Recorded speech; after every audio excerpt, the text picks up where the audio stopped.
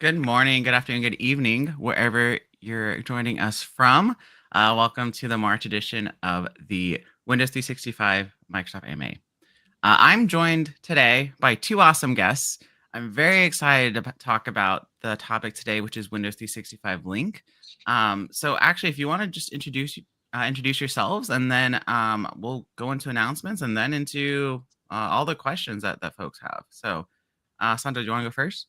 Yeah, sounds great. Thank you, Christian. My name is Sandra Jelicic. I am a product manager on the Cloud Endpoints team, specifically working on Windows 365 links. So I'm super excited to be here and excited to answer questions. Yep, and I'm Shannon Fritz. I'm on the Windows 365 customer acceleration team. So I work with customers on the Windows 365 side of things, and lately been focusing on Link. So happy to be here.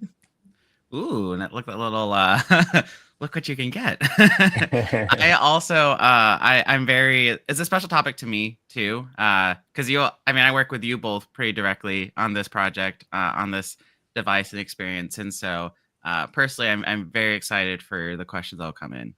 Because I also want everyone to know what it is and then get their hands on it soon. So Yeah. as you all might know, we are currently in our public preview of Windows 365 Link. We mentioned at Ignite that we'll be hitting GA in April 2025, and that's next month. So as you have questions, hopefully that is a question soon because you're so excited about the device, you want to get your hands on it. So let me get into a couple other announcements, and then we can get into our questions.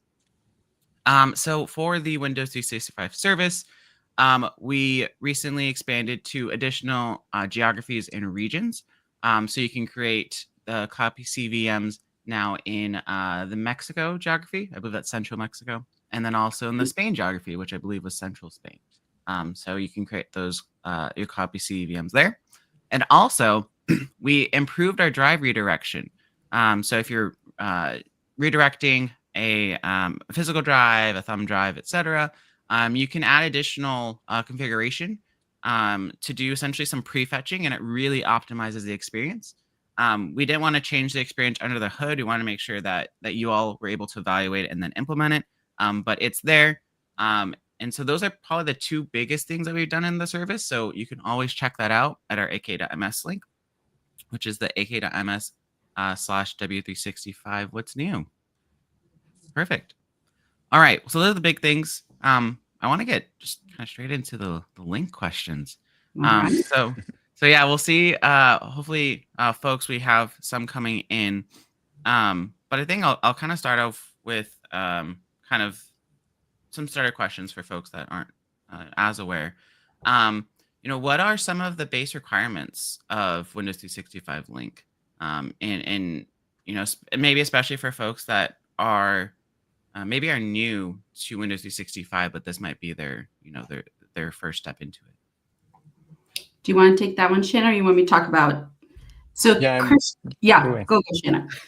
I was just going to say, like, if you're a Windows 365 customer and you have cloud PCs, Windows 365 Link can connect to those, right? So the prerequisites are basically Windows 365. There are some other prerequisites for things like how to enroll and manage it, but those are all equal prerequisites for Windows 365. So the device needs Entra ID to get the device Entra joined. It needs Intune for management. And then once the device gets joined to the tenant, you're able to go ahead and connect to your cloud PCs. So there's some configuration guides we have out there for how to set up the environment for getting the device ready to do those things. But that's it. You just need Windows 365. Yeah. The only other one requires SSO configuration. I think that's one of the big ones. So Shannon's point, we have tons of documentation on learn.microsoft.com to help people on board. Yeah, the cloud PCs themselves, they can be Entra joined, they can be hybrid joined. Either one doesn't matter. The only thing that they do need is to have SSO enabled. So if your cloud PCs are currently not configured to use SSO, you would need to go through a process to enable that. And we have some guides, and people are happy to help work you through that. Awesome. Yeah, so all the documentation that we might be referencing, you'll see that at ak.ms/Windows 365 link docs. So yeah, feel free to take a look as we have our discussion today in case that triggers any additional questions. But yeah, I think I mentioned to Shannon, but yeah, Sandra, I have also a special affinity to SSO, because Yes. way back when, I think it must have been 2018 is when we actually really started looking at it. It just took a lot of time because it's a cloud service, Entra ID, Windows. So our good colleague David Belanger really drove it going forward. But I remember being in some of those initial discussions. So I have a special heart for that. I was just going to say, Christian, if anybody's an expert in SSO on this call, would be you if there's any questions. But like, great, we've got the experts here for sure on the SSO side. Yeah. Okay. Oh, we have a question coming in from the tech community. All right. Can you share any specific scenarios for Windows 365 Link for frontline workers? Any potential reference from a customer? Yeah, we can talk about, as you mentioned, Christian, we're in public preview right now. The first kind of customer base for us, it's a shared device scenario. So definitely hot desking, especially in the hybrid workplace, people that work from home, they can come into the office, a couple days a week. They don't need to bring their laptop. These Windows 365 links, they can just sign in to their cloud PC. It's there for them. The other one is also around call centers, as well as specialized workspaces like labs, receptions. So manufacturing is another one. We definitely have a couple customers. I think Crohn's is one of the ones that we've been working with that are using that on their manufacturing floors. Yeah, I remember that Crohn's actually we put out a customer success story with them. Yes. So hopefully if we can find the link for that. I think it was really cool to showcase. I mean, again, we're just in public preview, but Crohn's AG is really loving the solution. So okay, there it is, ak.ms/Crohn's AG link. Feel free to read the story. And this is Windows 365 in general has always been a great solution for just accessing Windows in your entire M365 suite. And so with Windows 365 link, check out that story. And hopefully that gives you some insight on how some of our customers, our early customers, are already very excited about the product. Yes. Sweet. Let's see what else. While we wait for some questions here. So for Windows 365 link, Shannon, can you go into a little bit more of Intune requirements? Like, is there a difference because now we're enrolling devices as opposed to when creating the Windows 365 Cloud PC VMs, there wasn't too much as long as you just set up enrollment. Is there anything else you have to do here for the physical devices? Yeah, so the devices themselves, they just use the Windows UBI for getting the devices joined into Entra, and then Entra uses the automatic enrollment feature to get them enrolled into Intune. So it's really the same kind of process you would do with Windows. It's not using autopilot, so you're not pre-registering hashes. You don't have to go through any of that process. You literally just have somebody sign into the device. And the user who does that join obviously needs permissions to join the device. And then the user has to be in scope for the MDM enrollment process, so the device gets Intune enrolled. So there's no need for you to do anything like set up Intune configuration policies or anything like that. All of the baseline configurations are out of the box enabled for things like there's security policies in there. We have BitLocker automatic encryption is there, Windows Firewall. We've got code integrity policies. We've got Defender Application Guard. All these things are just turned on by default. So you don't have to go through and make a whole bunch of policies. Even the update policies happen automatically in the background, and they're designed so that you don't have to really do anything other than literally get the device joined and enrolled and start using your cloud PCs. Right. There are some things you might need to do if you're using conditional access for accessing your cloud PCs, which is probably the one that needs the most attention, because every customer we've talked to in the preview and the pilots, they all have had conditional access for connecting to their cloud PCs, which great, you should totally do that. But when you're using multi-factor authentication to connect to your cloud PCs, there's likely another conditional access policy that they'll have to create in order to cause that MFA challenge on the sign in to the link device. Again, that's all in the docs on how to do that. Yeah, maybe we'll come back to that if we have some more folks listening in and want to dive deeper into that. But yeah, I know that the conditional Yeah, access is interesting. I'll go if you don't stop me. I'll go way down into it. So Like no, stop. Sharon, one thing you mentioned that I think maybe is worth a call out is you said that the essentially the person that goes through the UBI, the out of box experience on that device, essentially is the one that's registering it. And so does that mean that if you don't do anything about the standard 20 device join limit, then that you might want to do something about that or have specific That's join true. permissions for that user? Yeah, the user who does the enrollment of the device will be listed as the primary user of the device. That does not mean that they're the only user who can use the device, however. Right. So they're just the user who did the enrollment. One option you have is you could use a device enrollment manager account. So if you wanted to pre-enroll them, which kind of makes sense for a shared device, which might be the method for, if you're going to deploy a workspace or an office space where you've got, 10, 100, I don't know how many devices people are going to put in a certain space, but you might use a device enrollment manager to actually pre-enroll and configure those devices when you're setting them up on the desk. Um, and then those devices, the owner will be the device enrollment manager account, but then any user in the organization can sign into them to connect to their own cloud PCs. So the linked device is not tied to a particular account or a particular cloud PC or anything like that. It's all still tied to whoever signs in will connect to their own cloud PC. But if you do have a device that you ship directly to a user, say at their home, they could log into the device during UBI. They would get the device joined and enrolled. It would be listed as their device. They'd be the primary user of it. And they'd be able to see it in things like company portal. If you wanted to remove them from that, you could. But the user, as a primary user, you could. But yeah, it would count towards their 20 if the user themselves enrolled it. Okay. And then one last question before we get into the next one is, Sandra, can you how many steps is the UBI? Like, how easy is that? We definitely, to your point, Christian, streamlined UBI process and tried to make it as simple. So today it's only 3 steps. First thing, obviously, you have to get to the network. You require for Cloud PC, get network. Second step is EULA, and then it's really setting up your account, and that is it. So 3 steps. Once your account set up, upon authentications, you're directly to the Cloud PC. So it's really been optimized for getting you as fast as path to your productivity. And then when you come back in, the next user as a shared device is ready with their sign-in screen, the sign-in, log out, sign in. So it's just really, as Shannon also mentioned, it's quick and easy for anybody to come and get signed in. Yeah, I remember I actually I came into the office a month ago, 2 months ago, and I do remember like, oh, I just want to check something real fast. I remember just bringing my little FIDO key, plug it in, do my little security thing, and then get connected. I'm like, all right, cool, that's it. Now I'm gonna run off to that meeting that's over in the other room.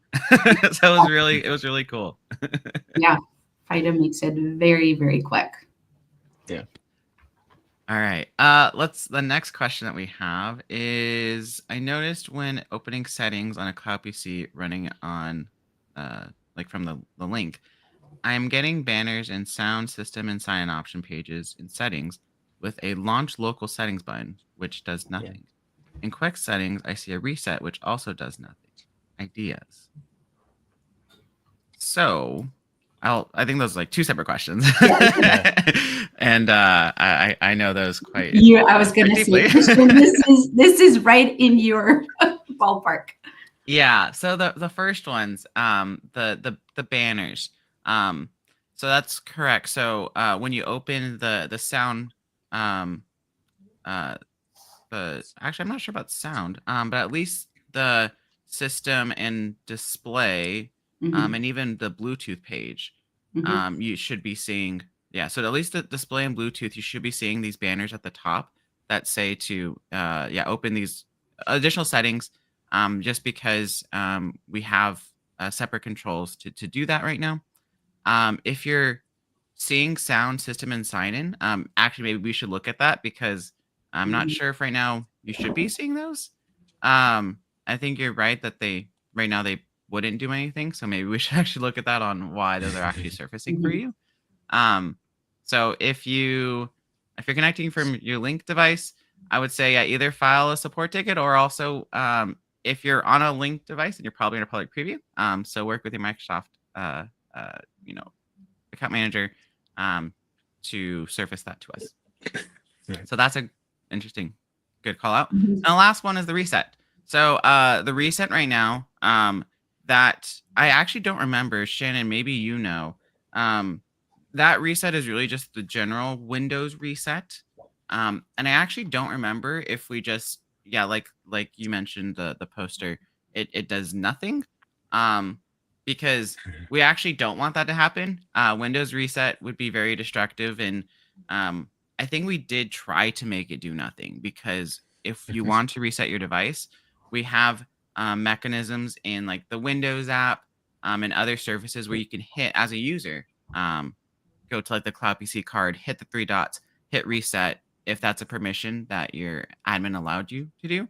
And that's just so much cleaner for the entire system. And it really makes sure that your Cloud PC VM gets in a good state and you're able to connect to it after that reset. So that one actually I think does sound intentional. I just, Shane, I don't know if you had any more details, but I think that was intentional, that it does nothing. Yeah, I know that the controls for the Cloud PC is something that we're bringing to Link so that you can have things like in Windows app, you get the connection center where you see the cards of the different Cloud PCs, and you're able to do things like restart, restore, reset. If that's what they're referring to, then yeah, that's something that we're working through to make sure that you're able to do those kinds of controls. Yeah. So depending on what build they might have, you know, right, we've got a lot of customers in different phases. It might be something to do with what version they're seeing. Yeah, and I think that's probably the best point, is that we do have a lot of device controls. Like, yeah, if you use one of our Windows apps to connect to your Cloud PC, whether it's the Windows, Mac, iOS, Android, or the web client, yeah, you do have those controls. And so we're working to make sure you have similar controls when using your Windows 365 Link device. Yeah. So, Yeah. okay, cool. And then for the audio, to your point, Christian, Shannon and I are in the office hours, so you probably know us, so hit us up. Definitely. You probably are familiar with us, so Yeah. or create a support ticket for sure. That's absolutely the best way to do it. Yeah. Yeah, I think that's something that we want to make sure customers are aware of, is that the device, you know, even during the preview, it's fully supported. We've got a support team of people ready to take support tickets and work through triage and troubleshooting. GA is coming up real fast and support's ready for you. So if you need it, they're there. Hopefully our docs take care of you and it's easy enough. You don't need it. But if you do need it, we're ready. Yep. Awesome. Okay, so a question from tech community. Do we have the possibility to implement a zero-touch enrollment strategy at the customer site for the Windows 365 Link devices? If yes, how would that process work? What was it? They wanted a zero touch deployment, is that what they said? Yeah, a zero-touch enrollment strategy at the customer site. So if there's a possibility to do that, how would that work? Mm. Yeah, today it is it's a user-driven deployment, and that user could be an employee, somebody who has non-administrative rights. They would still need permissions to do things like to join and enroll, or it could be what we could refer to as an admin-driven deployment. The user still doesn't need to be a privileged user, but they would be a device enrollment manager, right? They don't need to be like a global admin or an Intune admin, but they would need permissions. So right now, the provisioning process, since it's going through kind of standard, we require some user to take the action to do the enrollment. If they're looking for zero touch deployment, I'd be curious to know if they've got other details on specifically what that means to them, you know, the behaviors, so we can make sure that we keep that in mind for future.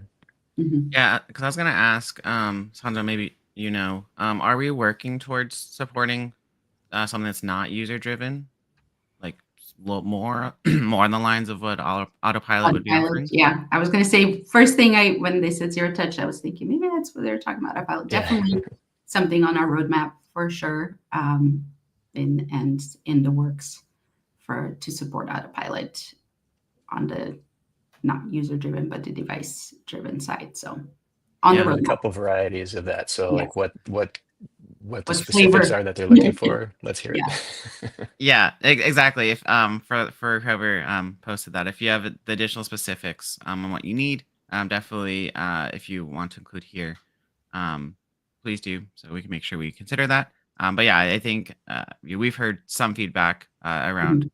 autopilot or autopilot-esque things to support, Right. but more specifics helps us narrow down the solution. Yeah, if we understand the use cases, then we can work back from those needs. Yep. Cool. Okay, so we briefly touched on that. Man, maybe we just. All right, Shannon, I'm gonna let you loose. Initial access. So actually, let's look at this from a lens from a new customer. So let's say you're just getting Windows 365 Link, and you actually haven't used Azure Virtual Desktop or Windows 365. Is conditional access going to be like an issue, or what do you have to consider from a new customer sort of lens? So new as in like Windows 365 new as well? Yeah, let's just say everything Okay. new. If this is your first foray into Windows 365 and AVD. Yeah, so brand new, if you're getting Windows 365 for the first time, you'll have to go through the process of creating a cloud PC for somebody who's going to do the initial deployment, right? And that's pretty straightforward too. The whole process is basically assign the user a license, which determines how big the cloud PC is, right? CPU and memory. And then you create a provisioning policy, which determines where it goes. You basically say, I want it to go into this region. I want it to use this network. The easiest is just do an Entra joined cloud PC on the Microsoft hosted network, which means you don't have to set up any networking. It basically just has an internet connection, and it behaves as if it was a cloud PC running from, or like your PC from home, right? It's a remote network somewhere connected to the internet. Takes a couple minutes, actually. It's pretty fast. So once you've built the cloud PC, you can then connect to it. The easiest way to do it initially is just use the web client. So you go to windows365.microsoft.com, log into the cloud PC, and you should be set. One thing you want to do in that provisioning policy is make sure the SSO checkbox is enabled so that when you provision the cloud PC, SSO is turned on.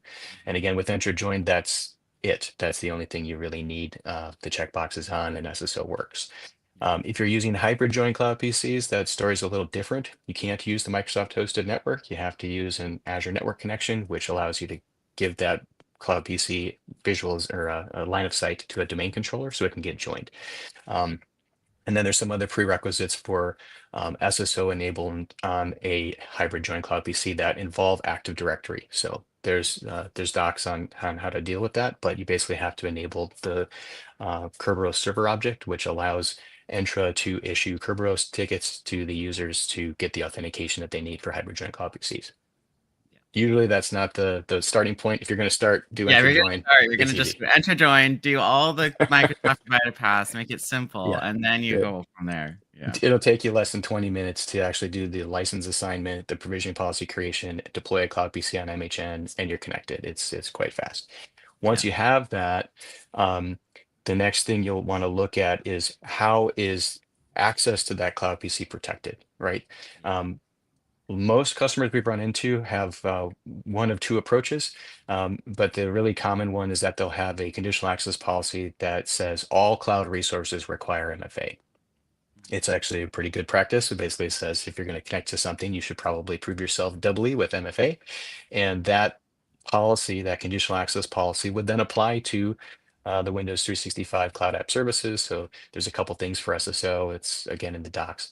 You can also create an explicit conditional access policy that says MFA is required specifically for Windows 365 related services, which is also in the docs. Either way, what happens there is inside of, say, Windows app or the Windows 365 web app, when you connect to the cloud PC, users will get challenged for MFA upon connection to the cloud PC. Right. All right. If that's in place, then when you come to link, there's a different there's a different process that comes up in front of that when you boot link for the first time and you've gone through the enrollment and all that stuff. There's a sign-in screen, and the sign-in screen authenticates against a service that doesn't trigger that CA policy. So you would basically create a new CA policy on the user action to register and join to require MFA. And once you've got that CA policy in place, you sign into Link, you get challenged for MFA, and then Link will do a non-interactive silent SSO connection to the cloud PC using that authentication. And so that's why you basically have to create this other CA policy is because Right. it's needed to satisfy the connection. Right, because first you're logging in just like to the device, and then it says, okay, I know who you are. And then it's silently authenticating you to Windows 365 like service to say, okay, where's your cloud PCs? Which am I going to connect you to? So yeah, so for folks that I imagine, yeah, most customers we talk to, right, like they have that protection to make sure that if you're accessing Windows, that's in your cloud CVM that you can do your regular work from. Yeah, you probably want to in some Yeah. way do MFA. Yeah. Yeah, and we've seen a variety of different configurations there, but pretty much every customer has had something to do with conditional access that interacts with the authentication process. And so if you're not familiar with it, it's the most common thing is that they just require MFA for all cloud apps. And you can use the what if tool, which will tell you what CA policies are applying upon connecting to Mhm. the cloud PC, which again is in the docs. It'll show you basically go into the conditional access page, go to what if, select the Windows 365 services, and just hit what if, and it'll show you what policies would be in scope of a connection to that service. And then you can look at those and say, all right, this is the conditions that they would apply in. And then do I need to do anything for Link? And for Link, it's literally just creating another CA policy for that user action to register and join, which is a little uncommon. The interesting thing is customers don't necessarily realize that they're not using the conditional access policy to require MFA when joining devices to Entra. So the requirement that we ended up kind of discovering for a lot of customers is that they were using conditional access for connecting to resources, including things like Intune, but they were not requiring MFA for actually joining devices to the tenant.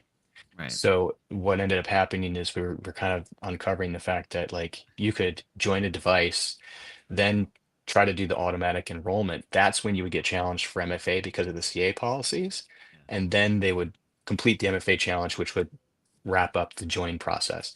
Um, on the Link device, we do the authentication to that same registration service, and it's not triggering the CA policies because there's no CA policy on that service that we've seen in most customers. So it's actually a really good improvement to the security posture where you're saying just to join a device, whether you're enrolling it or not, you should do Yeah. MFA. And Yeah. that's basically what that policy requires. Yeah.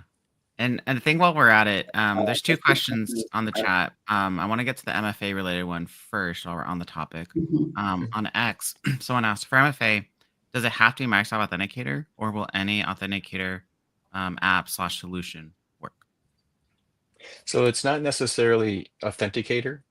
It does when you have the policy for authenticating you, it does need to be triggered through Entra, but you can configure the authentication strength you want to use. If you want to use passwordless or FIDO2, or you want to use passkeys or something like that, you can do that. Um, what you won't likely be able to do are use what is it, the external, forget what the term is. There's an external authentication Yeah, it's custom like controls. custom controls or something Yeah. like that. Awesome, yeah. Yeah, the custom controls are not applicable on the user action policies, which is why that limitation is there. But if you're just using multi-factor authentication, which is what the checkbox is titled, then you should be in good shape. Yeah, and I think kind of taking a step back to the Windows 365 solution all up is from day one we've always said, look, Entra ID is how you authenticate.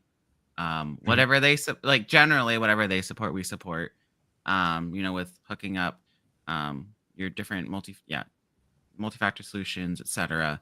Yeah, in the case of Link, there is the one limitation there. But like generally, yeah, if you federate, if you use a different provider, as long as it starts at Entra and get triggered from there, generally we're good.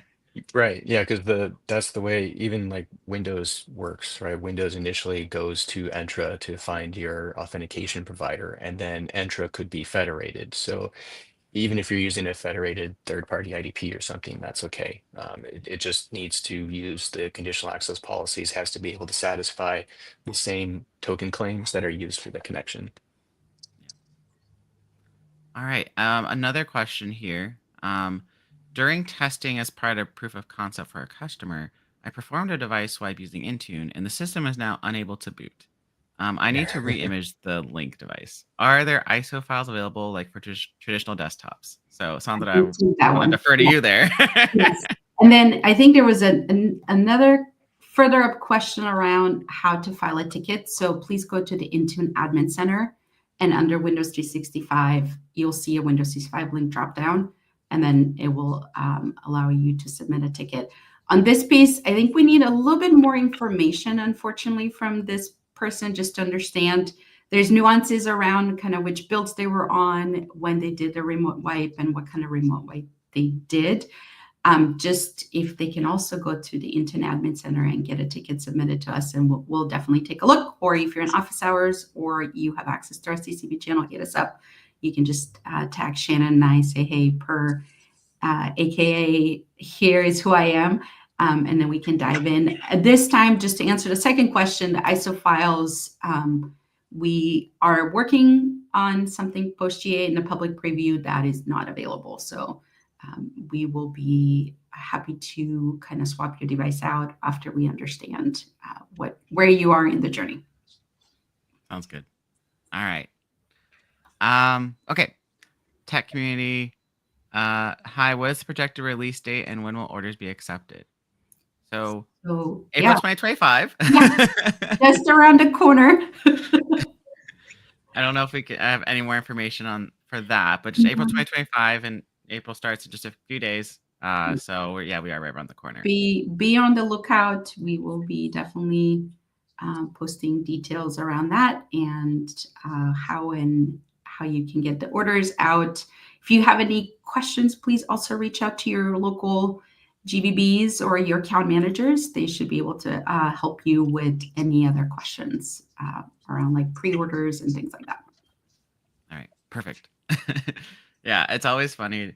I always feel a little guilty when saying just coming soon, stay tuned. But it is right there. Away. Just hold on. April's right around the corner. It's right there. It's always so funny when.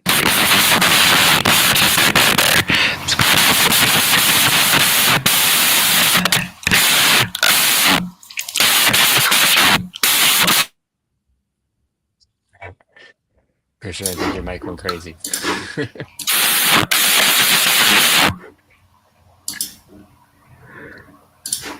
Did you hear him, Shannon?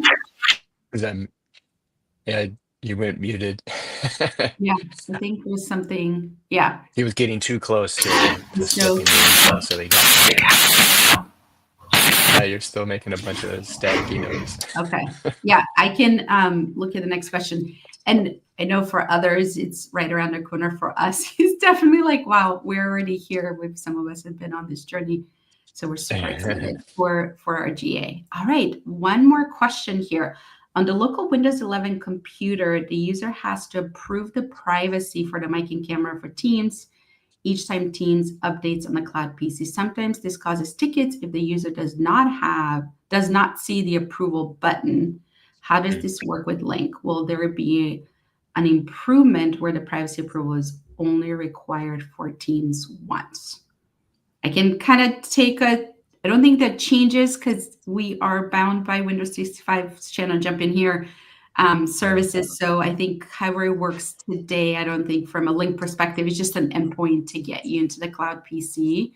And so I think they're referring to the Windows pop-up that would require consent to use the microphone through redirection.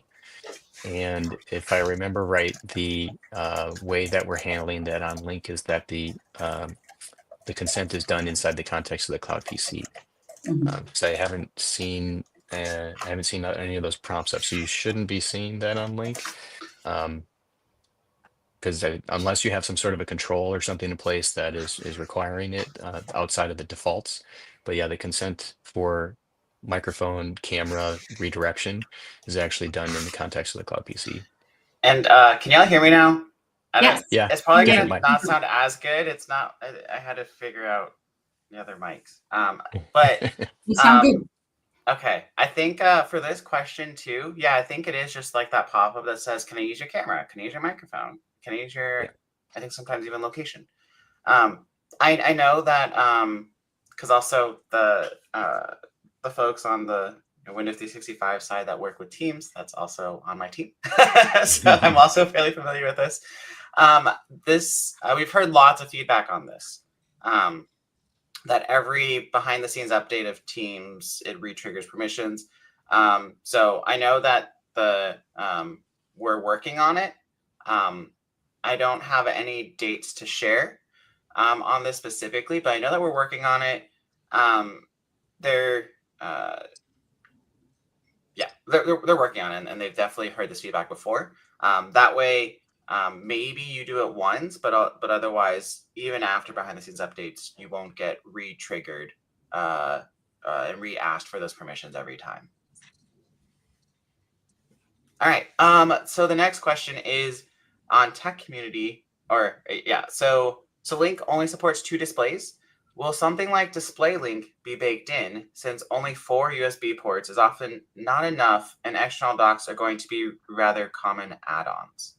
This is great feedback. We can incorporate it as we're thinking about a product. Yes. So we have stated 4 2K monitors, but definitely docs and things like that is kind of future development. It's really good feedback for us to understand kind of what customer scenarios are. How many displays do you use today? We've heard this before as well, sometimes up to 4, but for right now, it's up to 2 4K monitors. Yeah, and 2 4K monitors. Yeah, for that feedback, definitely love the questions here. And also, if you do have, in that case, maybe the feature of Display Link built in, definitely go to ak.ms/w365 feedback. So you can get that submitted and also get it upvoted by others. So you can really crowdsource and let us know that this is really top of mind for you. Yeah, that's great. Yeah, love to hear from our customers and continue to iterate and learn. Sweet. So I guess speaking of just the displays, so you're mentioning we support dual 4K, and which ports are available on the Link device right now for the displays? We have an HDMI and a DP port. So we have 2 ports. And I have one right at my desk. I can show it if that would be useful. Yeah, it's also in our docs, but yeah, we have those 2 ports. And then, we have the 4 USB, but they're not all. Oh, and you can do video over USB-C as well. Yeah, that's right. Yeah. So we have 1 USB-A in the front. So we have a front-facing USB-A. Here, let me just pull up. I can do a live demo. Yeah, this will match if you go to the documentation page, this will match that. Yes. Match that display. Everybody can see it here. So this is an audio jack. Yep. Here, 3.5 millimeter. This is the USB-A facing. This is a power button. Obviously, it's unplugged. And then on the back, USB-C. We got 2 A's, and then HDMI, DP. This is for Ethernet, and then the power. And then on the side, lock on it? Yes, it's right here. It's a Kensington lock.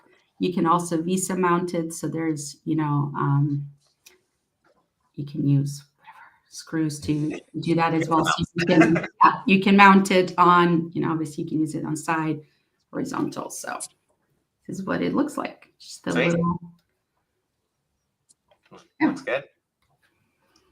Now yeah. I know the device looks better in person than it does just like on the picture. And actually be able to see it and size comparison is kind of cool. Yes. And then I'm using it all the time, so it's all not perfectly, polished and all scratched up because I'm sitting on my desk for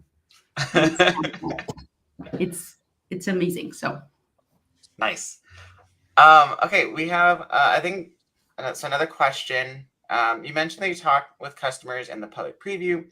Can you share any tips that might help us avoid common challenges and have an easier rollout? Yeah, that's such a great question. Thank you for that. Yeah, we are, Shannon, jump in here. Shannon is a partner in crime, and we also have David Wells, who I think was here in one of the AMAs last time, Christian, who are often frequent in our Teams channel as well as office hours. We are learning every day, and it's been amazing. We are also updating all of our public documentation. We have some fun stuff coming. So watch out for April, where we want to help with some of these common challenges. And so we were going to have some really fun content coming up, especially one of the topics Shannon talked about is conditional access policies. Yeah. Christian, we know we've talked about SSO. How do we kind of streamline that? Those are so conditional access policies, SSO, and kind of inter-enrollment and MFA. So those are some of the top questions that we're going to do some fun content to help customers absorb and get through those as fast as possible. So Yeah. we're definitely very thoughtful about it, and we've heard some really great feedback. And so thank you for our public preview customers for helping us learn and refine all of our documentation to really help get you on board as easiest as possible. Because some customers just plug in, right? And under a couple minutes, they're in productivity. And then we definitely have customers that are on that cloud journey that might get, into conditional access policies and things like that. So, Yeah. And I heard you think, want to jump in. as far as the tips on how to make sure you have a simple rollout, I mean, most customers who do things like autopilot have met some of the baseline permissions for things like being able to join devices, because even user-driven autopilot requires permissions to do the join. And then those users are already set up for auto enrollment. So those aren't generally too much of a problem. Customers generally have that. The ones that they may need to look at are things like the conditional access policies that we kind of touched on earlier. They Mhm. almost always have to create that policy. So that's probably a step you'll have to do. The other ones are going to be things like whether or not they have a cloud PC with SSO enabled. So making sure that is in place already is another one.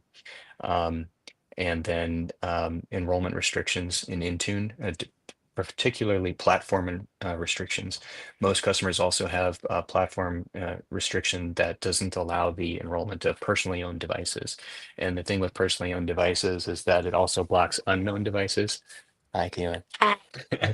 And because the device is not pre-registered with autopilot, the device actually is unknown at the time of enrollment.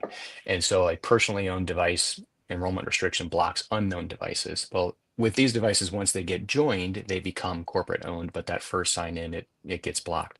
So there's some steps you may need to go through to allow the join and enrollment of that device. And there's a bunch of options that we actually just finished the revision of that document last night. So that'll get published soon. But basically, you could either use the device enrollment manager, which means no changes to enrollment restrictions. A device enrollment manager is not restricted regardless of what's in place. So you can just use that. You can also use corporate identifiers, which allows you to say this device with this serial number is allowed to do the enrollment. So you don't have to make changes there. Or you could make an enrollment restriction that actually allows devices with this operating system to enroll. So those are probably the biggest one is making sure the users can join, conditional access policies, and then enrollment restrictions. Most hurdles are there, and SSO is after the fact. Yes. Yeah. And so speaking of that, one thing that I've noticed in the doc updates that are coming is that there's been a concerted effort to really make sure that we mark required for things that are required, and also just like recommendations where it will help you, but not absolutely required to get up and running. So yeah, Shannon and Sandra, I know that that everyone is really focused on those. Like, all right, this is what you need. Go do that, and you're good to go. Yeah. Which I think the next question kind of aligns with some of these common configurations that we're also going to put in our documentation as well. Yeah. So so how configurable, so this is from X, how configurable is the security timeout on the device? Will the user have to log on again, for example, if they walk across the room to refill their coffee? And then separately, how fast is everything pulled back up after signing in? Yeah, we have some recommendations in public preview that we've been shared around the power CSPs. But Shannon, if you want to, I see you chime in, so go ahead and take that one. Yeah, the default behavior of the device is that it's intended to be eco-friendly, and it basically shuts down the screen after, I think it's like 5 minutes. It's pretty quick. And the side effect of that is because it's using an SSO connection to the cloud PC, the power down of the screen is seen as an event to disconnect. So basically, the screen goes down, you disconnect, and then you have to log back in. You can change that though. It's a power setting where you can say how long the screen should stay on, and then you can make that match whatever you would normally use for like a lockout or idle disconnect kind of period. So it's a separate setting that's a power setting, but it kind of triggers this disconnect behavior. Um, so yeah, the default is something like 5 minutes. But again, the idea here is since it's a shared device, if you weren't using a device for 5 minutes, you're probably not going to leave your credential there. So you might want it to stay at that if it's being used in that way. But for me, in my case, this is my device on my desk. I'm the one who's here all the time. So 5 minutes is a little aggressive for me. But you can change that by policy if you want. Yeah, and I think probably the thing to point out is, the 5 minutes with like the Teams optimizations that are just part of the device. If you're taking a call and sharing media content, then like that'll, or someone sharing media content, then that'll keep your device up because that's how Teams runs. And then also like we know that there are other times where you are not interacting with the device. Like for example, if you pull up a PowerPoint and you're presenting that PowerPoint, then typically on a local Windows 11 device, your machine will stay out because oh well, I'm presenting a PowerPoint. Obviously, I need to keep the screen alive, right? So we are also looking at how to make sure that if you are, let's say, presenting a PowerPoint, or even just you're walking through it, but you have it all in the presentation mode, that your link device works with the VM to like stay awake. So we're working on that too. Again, that's just to go back to we want to match what the behavior is. So the Power CSP also to do those hard limits on the device, but also to make sure that you're not being just interrupted and the last thing you want to do is make it unproductive. That's the opposite of what the solution is for. They were also asking about like the time to reconnect. So the reconnection time is very fast. So especially if you're using like a FIDO key, that reconnection authentication process is pretty simple. So especially if it's your machine, your device you're sitting at for a while, you've got your FIDO key, you literally plug it in, type your PIN and touch it, and then it's reconnected instantly. So like it's not a matter of needing to wait several minutes for like a boot up or anything. You might see some of that if you're connecting to a Frontline, like if you're connecting to a Frontline Cloud PC for the first time and it has to boot it up because you haven't been on it since yesterday or something. It'll show you it's starting your Cloud PC and Frontline. Enterprise is just there and ready for you to connect to anyway. So the connection process is very fast. Yeah, and also we do have optimizations where if the local device, if your link device doesn't lose internet, we still keep alive the connection. That way, if even if you're on the sign-in screen, we do try to keep the previous connection alive. And then if you actually authenticate that same user, well, hey, that's already there. So we're going to get you switched over really, really fast. If you're a different user, then okay, well, you're not the same user that had the previous connection. We're going to actually drop it and just start your new one. So we do have some optimizations to make it as fast as possible, because again, the whole goal of this is to get you productive immediately or as fast as possible. But yeah, that is also there. We do have some optimizations in place. Yeah. All right, Sandra, your favorite question. I know, Sky. Will this solution, will Windows 365 Link be compatible with AVD? We have both AVD, which is Azure Virtual Desktop, and Windows 365 desktops. We need hardware that's compatible with both. So right now, Windows 365 Link, it's purpose-built to connect you to Windows 365 in seconds. So, but we will continue, would love to understand, all kinds of use cases, and but currently AVD is not supported. Again, share your feedback in ak.ms Windows 5 feedback, upvote it, but it is right now purpose-built to get you to Windows 365 in seconds. Sounds good. Cool. On LinkedIn, going back to setup, is the model that IT has to set up and enroll each device, then ship it out to the end users? And what's the setup time per device? I think has to is a bit strong. It's definitely an option. Right. So that was what I was kind of referring to as the admin deployment method is if you wanted to pre-configure, pre-enroll, you could definitely have a team that goes through it. So maybe you have like a provisioning network or something that you connected to. Um, the way I would say if you're going to do the admin model is when you get the device shipped to you, you could get the device connected to Ethernet, you turn the thing on. Right there during Ubi, we have something in the bottom called quick settings. You can click on that and there's an option to check for updates. So you can actually say, get the current build right on your desk. So that way you're doing the updates before it goes anywhere. You can do that update before you've authenticated or anything, just need an Yes. internet connection. Network. It'll take the current build available through Windows Update. Then it'll restart, and then you can go through the Ubi with your device enrollment manager account. And that device enrollment manager gets it joined and enrolled. And then once you've got that process done, you can put it back and send it or put it wherever it needs to go. I had some customers that said that they would actually be taking those devices and they're going to go to each of the hoteling desks. And that's basically what they do is they're going to set up the mouse and the keyboard, the headsets and whatever the peripherals are for that workstation, that hot desk. And that part of that process is to make the device get the current updates, get it joined and enrolled. And then when they leave, it just sits at a sign-in screen ready for anyone to sign into. That's one option of this admin-driven model. The other option is you could ship it to whoever it is that is supposed to use that device. Again, it is designed to be shared, but you might be using it more in this like per user model like I have at home. In that case, the only difference is you would want you want to make sure that user has permissions to do the join, right? If they can join devices to the tenant, then they would be able to go through the enrollment process, just like the admin model would be. And they don't have to do the update first. It'll get the update on its own. So the user doesn't have to be guided through. They basically just get a screen that says sign in. Once they go through that Ubi login process, they'll get connected to their cloud PC. The updates will get pulled down in the background and then be applied when they're not using the device.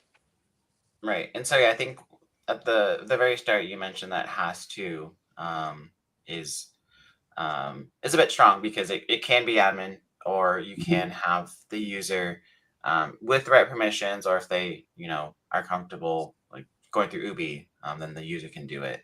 And I think that matches up with, well, actually, before I get to the next question, what's the typical setup time for the device?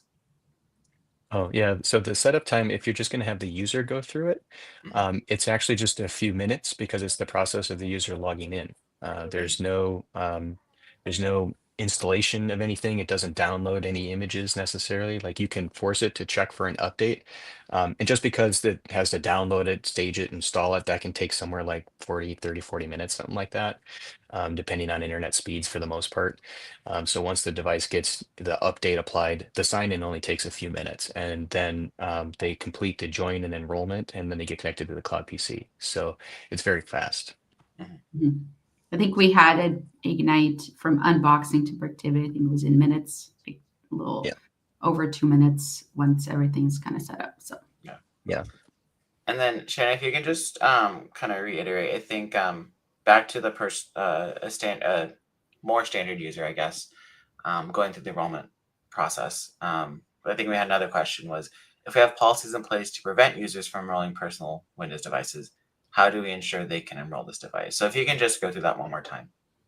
Yeah, so if you have specifically around platform restrictions that are blocking the enrollment of personal devices, the options are you could use a device enrollment manager account, which means somebody else is doing the provisioning. The other option is you can use something called corporate identifiers, where you basically say, here's the make, model, and serial number of the device, and you upload that to your tenant to say this device can be joined. Because you're doing that, you're basically identifying it as corporate owned.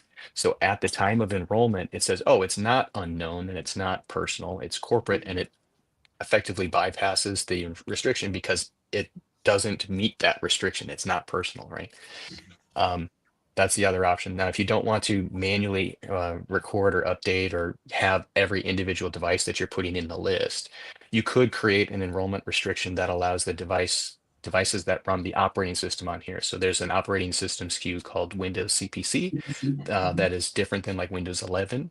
But that SKU is something you can create an Intune filter that identifies that operating system SKU. And then you create an enrollment restriction that allows enrollment of personal devices. And I say it in air quotes because it's not personal, it's unknown. But whatever, you create this filter and then you make the restriction that allows it, and then you apply it to all users, but you filter it on that SKU.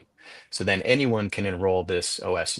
You can even get more clever than that if you want. You could say like this group of users can do enrollment of this SKU, or however you want to mix it up. So you have a lot of options available, whatever works for your business. Yeah, and just reiterating, like Shannon and Sandra mentioned, we'll be revamping the docs very soon, at least with when we GA in April. So all of these are going to be described there. So I think we have the docs link available as well. I think the docs right now outline the specifics on how to do the filter-based enrollment restriction. Right. It mentions the other two, but I actually have a revision that outlines the specifics on all three of them. All right, perfect. Yeah, so we will we'll have those on docs. That way you can also, digest it here, but also digest in your own time. And play around, because if you're asking, you probably are an Intune manager, Intune admin that can delegate or create those permissions. You know this well. Yeah. So, okay. Wow. It is 4 minutes till the hour. So what a great conversation, and a lot of great questions in the chat coming in from tech community, LinkedIn, X. I think we're still getting questions also from YouTube too. So thank you everyone for putting those questions. What I like to do is the last couple minutes before we sign off, I want to hear a tips and tricks, or just something you want customers to try, to look at.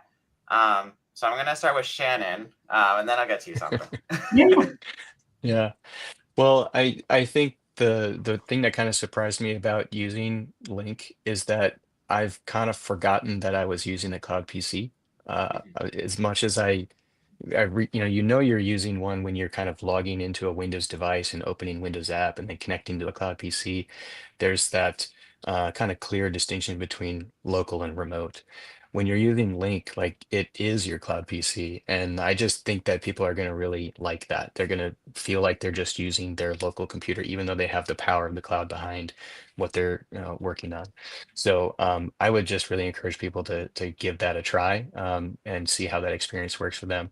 I don't think that the prereqs are things that people have to be too worried about, but they do need to be aware of it to have a good provisioning experience. Once they've gone through those check boxes on getting the conditional access policies and enrollment restrictions taken care of, customers have a great experience.